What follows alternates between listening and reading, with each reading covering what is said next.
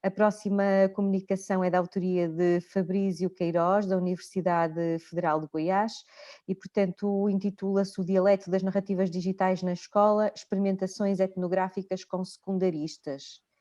Fabrício, quando quiser, pode ativar o seu microfone e dar início à sua comunicação, pode eventualmente até apresentar-se um bocadinho melhor agora no início.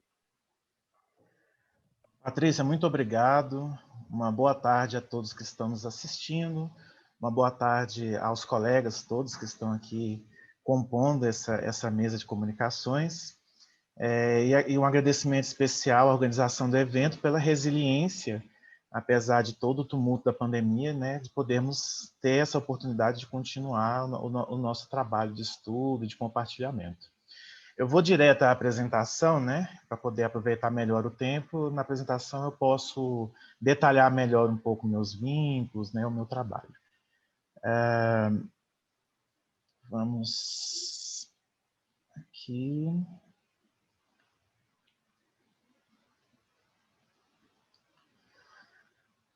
Pois bem. Bom, eu já, de antemão, já vou esclarecer que as imagens que eu trouxe ao longo da apresentação são algumas telas, né, do filme que nós produzimos com os estudantes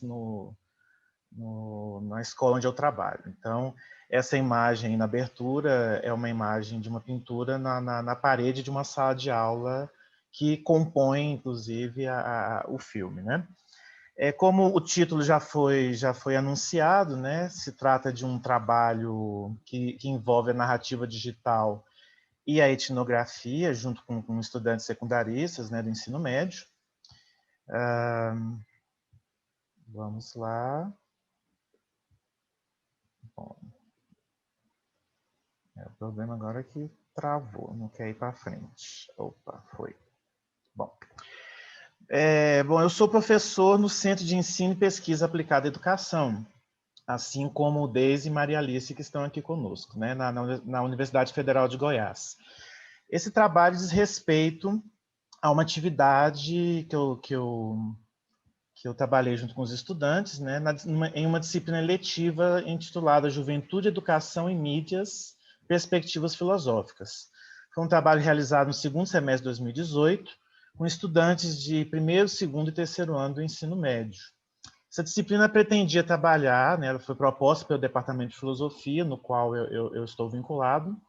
Ela pretendia trabalhar os aspectos históricos e culturais da juventude, especificamente seus espaços educacionais, escola, família e sociedade, o papel das mídias na cultura e nas subjetividades contemporâneas. Eu trago o tema da contemporaneidade como algo muito caro para mim, especialmente relacionado à juventude, e especificando nessa cultura e subjetividade contemporânea as mídias visuais mais usuais entre os jovens.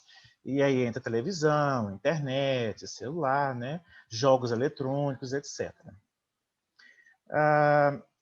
Junto a esse trabalho que eu já realizava em 2018 no colégio, né, no CEPAI, eu estou cursando o doutorado em educação, no programa de pós-graduação em educação da Faculdade de Educação da UFG, e tive a oportunidade de cursar uma disciplina, inclusive com o professor José Ribeiro, né, no programa de pós-graduação em arte e cultura visual. Então, esse trabalho desenvolvido na disciplina do CEPAI é um trabalho da disciplina do meu doutorado no PPGE, né? Então, se trata de uma tentativa, uma primeira experiência de realizar um filme etnográfico de uma roda de conversa. Foi pensado, então, se fazer esse filme etnográfico a partir da noção de trabalho de campo, na disciplina Trabalho de Campo e Narrativas Digitais, no qual o professor José Ribeiro foi o responsável, E foi um trabalho que eu realizei com um colega, né, dessa turma, o colega Aulisberg Matutino, né, o trabalho da filmagem. O trabalho da análise, né, o trabalho teórico, foi um trabalho que eu realizei sozinho, enquanto ele fez o trabalho dele. Bom, eu trago algumas premissas para poder realizar, então, esse entrecruzamento de trabalhos, né, o meu trabalho profissional e o meu trabalho de formação doutoral, né. Essas premissas me conduziram a uma relação entre antropologia e educação. Então, em um dado momento das minhas pesquisas, eu percebi essa oportunidade, essa necessidade de fazer esse diálogo entre antropologia e educação. Tem outras premissas. Eu tentei escolher aquelas que são mais significativas para essa apresentação. A primeira delas é um esclarecimento da Lúcia Santaella, em que ela aponta o esgotamento de um paradigma de subjetividade encontrado no último século, né, no século XX. Esse paradigma de subjetividade ele está relacionado com a cultura moderna e, no campo da filosofia, especificamente com o cartesianismo, né? Então, eu faço, na tese de doutorado, eu faço uma longa problematização vamos dizer assim, da presença anacrônica ainda de alguns aspectos da cultura moderna, tendo como base essa referência filosófica na cultura escolar, que entra em contraste com a cultura juvenil. Bom, uma segunda premissa seria o que o filósofo Giovanni Sartori, no livro Homo Videns, ele esclarece para nós. Ele diz que houve uma virada visual importante com a chegada da televisão, né? A televisão modificou a natureza da comunicação, trazendo, então, essa comunicação da palavra para a imagem. Isso, notadamente, reflete muito sobre a cultura juvenil e traz aí algumas discussões sobre a cultura escolar, né? E um terceiro ponto, que é o que me aproxima muito da antropologia, foi um estudo realizado pela Marília Espósito. É um estudo que faz um levantamento entre 99 e 2006 sobre os trabalhos nas pós-graduações. Se eu não me engano, sociologia, antropologia, antropologia, ciências sociais, acho que tem uma que eu estou esquecendo, mas que na próxima tela a gente vai poder ver. Esse levantamento dela é para saber... e na educação, obviamente. Esse levantamento dela é para saber como que o tema juventude aparece, né? Ou seja, o interesse dessas áreas de conhecimento para o tema juventude. E eu fiquei intrigado, porque no campo da educação, apenas 6,1% dos trabalhos durante esse período tinham o tema da juventude presente nas pesquisas, enquanto na antropologia, 10,8% dos trabalhos apresentavam temas pesquisa no tema da juventude. Então, me intrigou quase que o dobro, né? A educação que lida diretamente com juventude, que está aí em meio a essa questão da cultura juvenil, ligada à cultura digital, talvez não ter esse interesse tão significativo para as questões da juventude. Bom, quais são os meus objetivos, então? É tentar ponderar a cisão entre a cultura juvenil arraigada na experiência de visualidade das mídias digitais e a cultura escolar restrita ao paradigma da leitura e da escrita analógica. Esse conflito, a gente passa por ele na prática, né? A gente sofre na pele, né? Com os estudantes na sala de aula. Bom, e o que diz respeito ao meu trabalho na disciplina em que eu cursei, né? Diz respeito, então, a analisar o encontro do dialeto juvenil da era digital com a experiência etnográfica interdisciplinar, ou seja, pensando antropologia e educação num esforço interdisciplinar, que possa fomentar processos formativos no âmbito escolar. Então, é uma experimentação, né? Para poder ver quais são os caminhos que a gente pode desenvolver nessa relação. Apenas para poder ilustrar o que havia dito, né, no trabalho da Marília Espósito, né, nós temos aí no campo da educação 6,1% dos trabalhos interessados em tema juventude, enquanto na antropologia 10,8%. Mesmo que em números absolutos, né, existam mais trabalhos, né, voltados para a juventude, proporcionalmente, né, percentualmente, a gente percebe que há esse disparate, né? Bom, qual que é a conclusão que a Marília Pontes Espósito chega, né? que há uma demanda represada de tentar compreender o que o jovem faz com o que fazem dele. Se a educação não está voltada para essa atenção com a juventude, né, significa que ela não, muitas vezes a sua cultura, a sua condição, a sua subjetividade, a sua experiência não está sendo atendida, né, não está sendo considerada na construção de conhecimento no campo da educação, né? Então, vamos ver como então que isso pode aparecer no trabalho etnográfico. Como eu fiz a opção por passar um trechinho do filme, eu vou pular esses slides e vou fazer a apresentação desse trechinho do filme, que é bem curtinho, só para poder nós podemos apreciar um pouco do trabalho que foi feito com eles. Mas eu acho que o livro também molda quem a gente é. Pois é. Mas o livro, e também eu acho influencia, que é mais... né? Influencia quem somos. Influencia, realmente, mas eu acho que através de um livro você passa a verdade para outra pessoa fisicamente, você não passa através de uma mídia digital. Tipo, você lê um livro, se você vir para a escola, se você mudar, você mudou fisicamente. Entende? Seu gesto, sua forma de falar, o seu modo de pensar, sendo que no digital você tem como manipular isso. Uhum. Agora, fisicamente é bem mais difícil, porque as suas emoções estão envolvidas. As novas mídias, então, elas permitem que você mostre qual foi a sua interação com aquela mídia. Já com o livro, não. O livro é uma interação mais fechada, mais restrita. No meu caso, é um pouco diferente do dela, porque eu já tenho esse interesse mais de mostrar para as pessoas tudo o que eu faço e que eu acho que pode, de certa forma, chamar a atenção das outras pessoas e fazer com que elas se interessem naquilo que eu faço. Então, geralmente, eu costumo postar muitos stories no Instagram, tanto de lugares que eu visito, que eu vou, ou de coisas que eu faço, e músicas que eu ouço, e que acho que as pessoas gostariam ou teriam vontade de fazer a mesma coisa que eu. Pois bem, voltemos para os slides. Eu quero esclarecer que essas imagens, esse trabalho de vídeo, ele foi autorizado pelos responsáveis, pelos próprios alunos, para a utilização acadêmica. Tá bem? Voltemos então para os slides.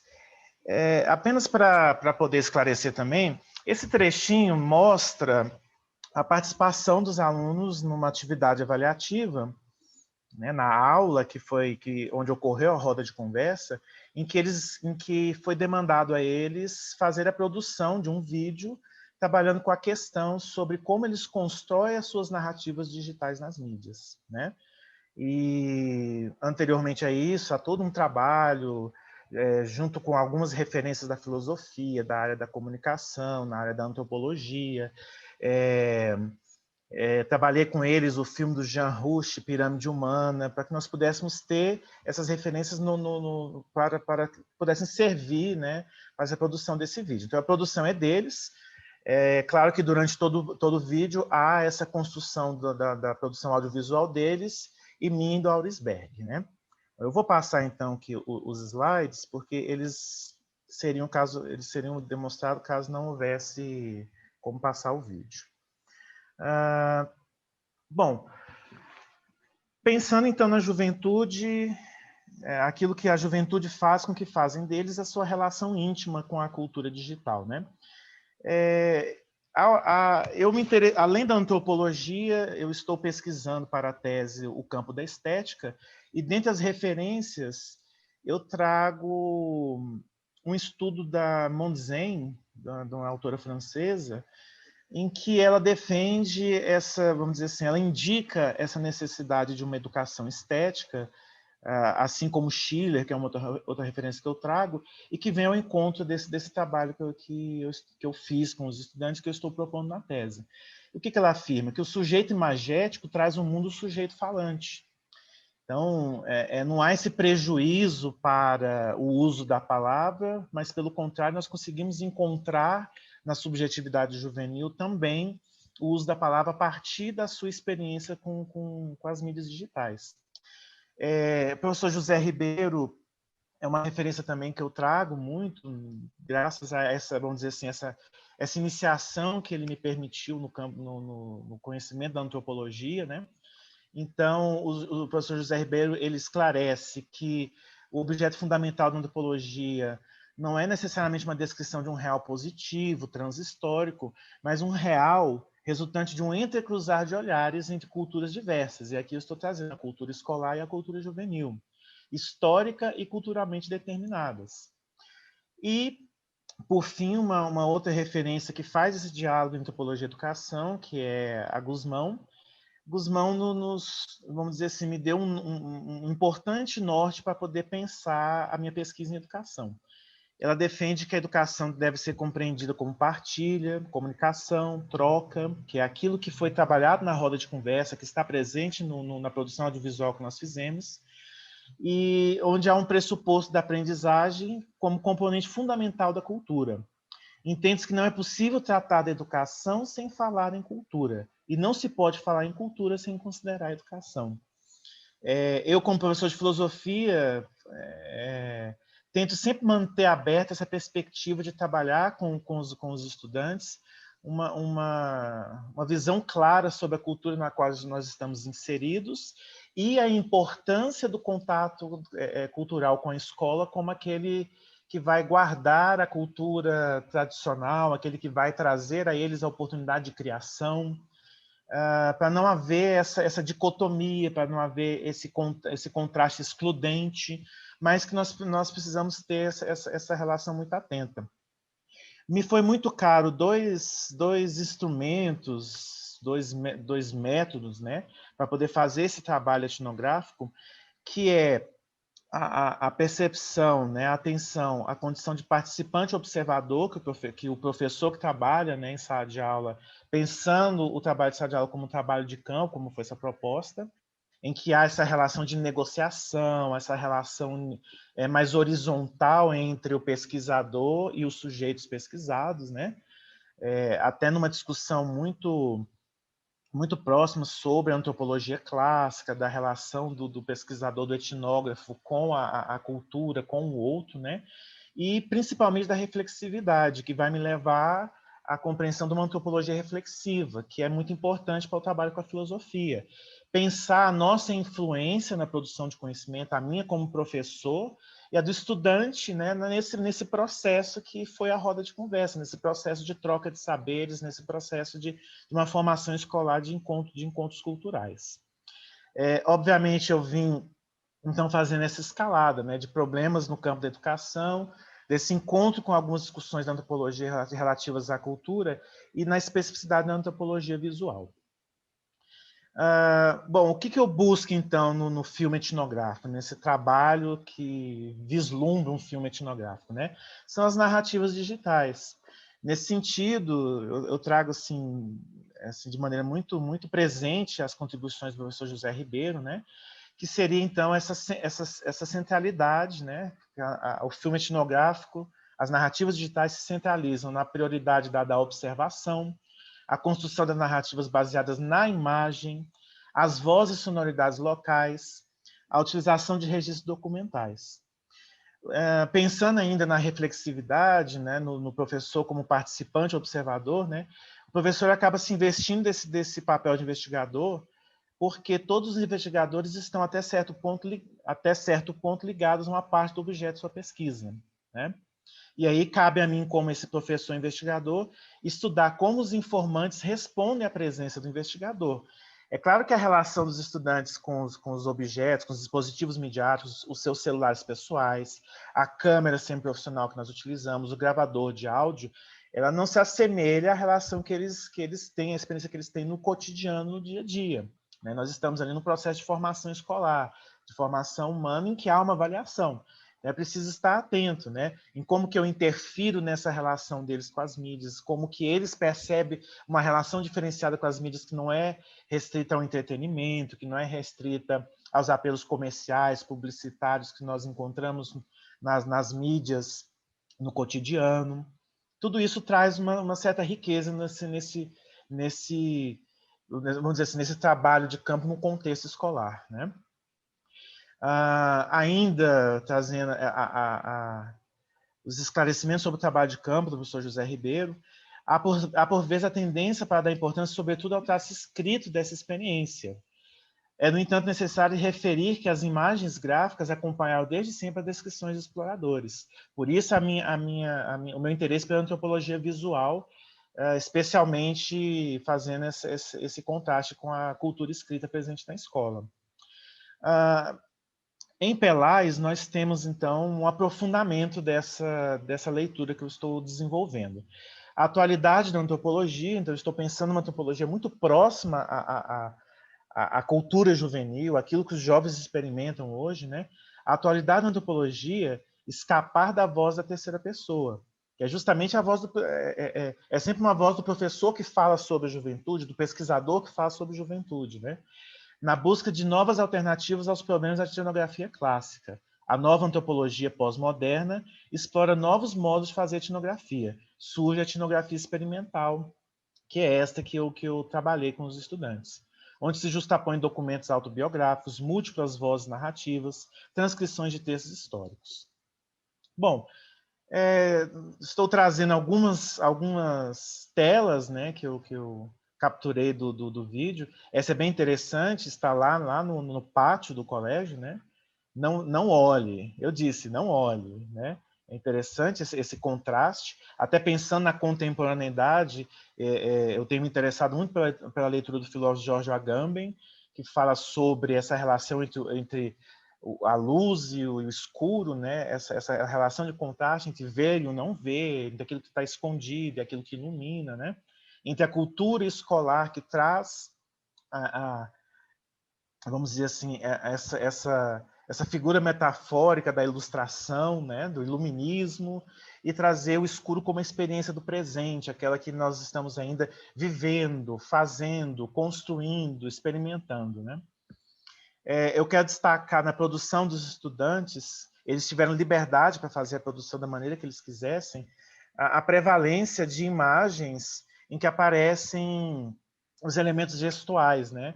As suas mãos dialogando, né, com a voz deles tratando do assunto, do tema da aula, né? As mãos aparecem muito, os pés, que eu gosto muito da leitura sobre os pés, que diz respeito à trajetória. Então, como que eles foram construindo esteticamente a avaliação deles sobre o conteúdo que nós estamos trabalhando na aula de filosofia.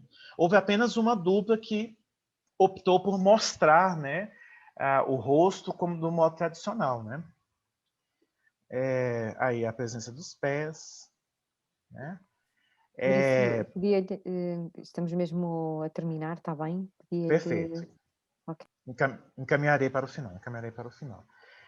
Esse aqui é um contexto de mais imagens que a gente encontra, né, de pinturas que a gente encontra no colégio, para poder expressar essa relação deles com a estética, né? Nós temos essa abertura muito grande no colégio, né, dessa expressividade que eu vi como oportunidade de nós podermos aproveitar no contexto da aula, né? A sua própria inscrição, a sua marca juvenil, que muitas vezes parece confusa, parece difícil da lógica científica, né, da cultura escolar conseguir enquadrar, dominar, mas é importante nós percebermos essa presença juvenil na escola. É a relação deles com esses instrumentos, né? A fala, como a voz do estudante precisa ser valorizada no contexto formativo, né? Bom, para finalizar, então, como já encerrou meu tempo, pensando numa antropologia reflexiva, e na minha tese eu preocupado com a formação humana, quando eu penso cultura, eu estou visualizando uma discussão sobre formação humana, que eu entendo que foi se arrefecendo ao longo do tempo, né? Eu vou trazer esse diálogo entre a Mondzen e o professor José Ribeiro. Então, a Mondzen vai dizer o seguinte, as telas que ficam aqui. Aí. Podemos tentar ver nascer e reconhecer o sujeito que se tornará um dia o espectador do mundo, e que também dará a ver outros sujeitos... tem uma telinha aqui que está me atrapalhando. Outros sujeitos, os mundos que ele vê. E eu dialogando, então, com o professor José Ribeiro, partindo de uma leitura da estética, da relação dos sujeitos com a imagem, né, a valorização da subjetividade com a imagem, que uma experiência que muitas vezes parece trivial, que é uma aula, que nós poderíamos ver a representação de uma aula acontecendo aí em diversos mídias hoje, né, com as aulas à distância, ou então em diversas escolas, né, quando nós olhamos com atenção esse acontecimento no trabalho de campo, de uma antropologia reflexiva numa aula, o que nós temos que buscar nisso? Aí o professor José Ribeiro explica: propõe-se prestar atenção ao pormenor como revelador do todo, ao detalhe que aponta para fora de uma singularidade ou especificidade cultural ou de uma determinada interação que possui uma força de expansão. Então, é nessa experiência juvenil que nós temos que ter um olhar muito atento, muito sensível para a estética, muito sensível para a cultura juvenil, para a cultura digital, para nós podermos pensar o todo, pensar a cultura escolar, pensar a nossa cultura moderna ou contemporânea, pensar nossos problemas maiores da humanidade, para nós pensarmos a formação humana. Agradeço a atenção de todos e todas. Deixo aqui o meu e-mail, caso alguém queira acessar posteriormente o link do vídeo ou levantar alguma questão. E peço desculpas se avancei muito no tempo.